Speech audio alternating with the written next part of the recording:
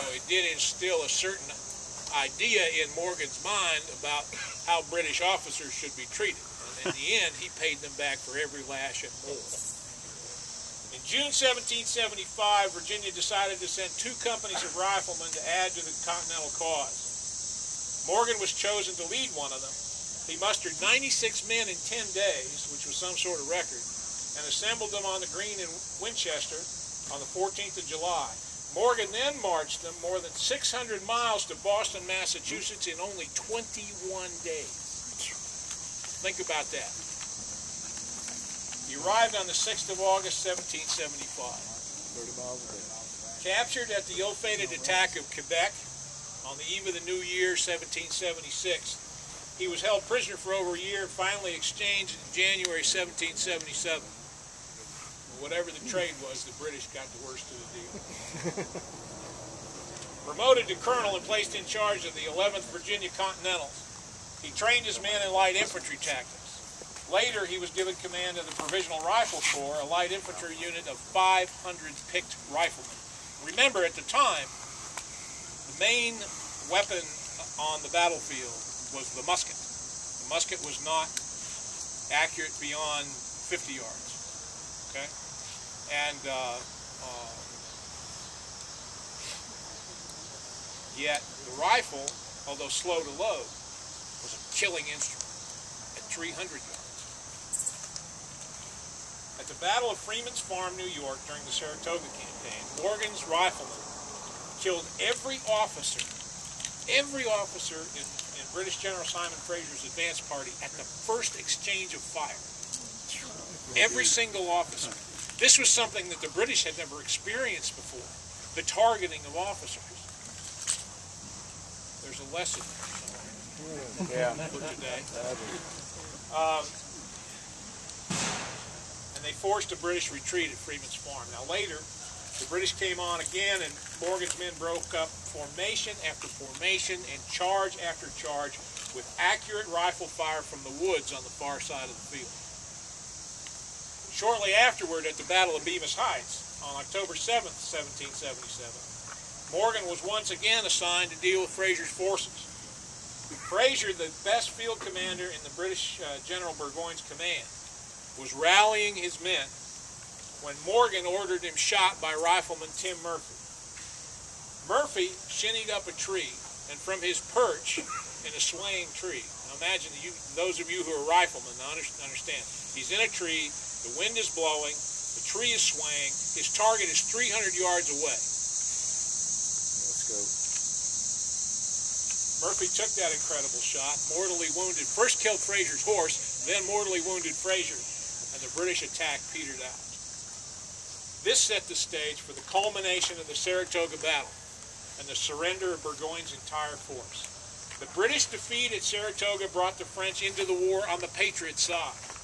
Tim Murphy, at Dan Morgan's order, had fired the single most important rifle shot in the Revolution. The single most, even more so, I would say, than the one that opened the ball at Lexington and Concord. Now, Morgan soldiered on in the Continental cause. But he wasn't politically well connected, and he was repeatedly passed over for promotion by the Continental Congress. Finally, disgusted by the politics, in poor health, his legs and back still in awful pain from the abuse he had suffered in the Quebec fiasco, he was allowed to resign on June 30th, 1779, and he returned home to Winchester, Virginia. After the disaster at Camden, when Horatio Gates left the battlefield ahead of his defeated army, riding as fast as he could go, killing 3 horses on the way to Halifax. Exactly. Morgan decided to rejoin the army and see if he could help salvage the Patriot cause in the Carolinas. Excuse me, this is obviously someone that doesn't understand what I'm doing here. In any case, they'll have to wait. Now, when Gates was replaced by the new department commander, Nathaniel Greene, Morgan was ordered to take his light infantry force of about 700 men to the back country of South Carolina, where he was to forage and harass the enemy while avoiding direct battle. Cornwallis sensed an opportunity to defeat the rebel army in detail, so he dispatched Tarleton and his British Legion to track Morgan down and crush him. He even gave him some British regulars. light infantry to go with him to accomplish the job. Now, eager to avoid either another Waxhaw or another Camden, Morgan did something that was extremely rare at the time for a troop commander to do. He sought the advice of the men in his command who had fought Tarleton previously. He sought clues to his enemy, seeking from their experience and knowledge of the enemy the best way to defeat him.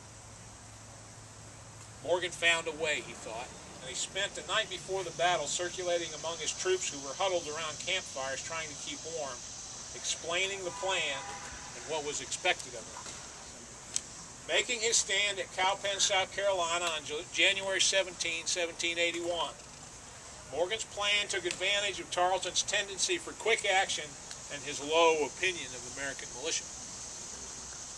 And he also took advantage of the long-range killing power of his own rifle. Positioned in three separate lines of battle with his marksmen to the front, his militia in the second line, and his regulars to the rear, each was shielded by foliage and dips and folds in the ground. Morgan took care that each line was within the supporting distance of the other, and he took care that each of his men knew exactly and precisely what he was expected to do. The marksmen were to fire until seriously threatened, then retire off to the flanks or through the militia in the second line. The side of the militia fleeing encouraged Tarleton to order a charge, and then Dan Morgan hoped they would smack up against the second line of marksmen and militia. The same thing would happen, but with the militia withdrawing into the woods on either side, putting them in a position where they could throw in flanking fire as Tarleton's force came forward. The British took the bait. The tactic resulted in a classic double envelopment. In less than 1 hour, a British force of 1,076 men suffered 110 killed, 830 captured, with more than 200 of those wounded. Tarleton barely escaped with his life, riding much like Gates after Camden, as fast as his horse could take him. And he left his reputation behind on the battlefield. And when Tarleton reached Cornwallis and he reported the disaster, Cornwallis placed his sword tip on the ground.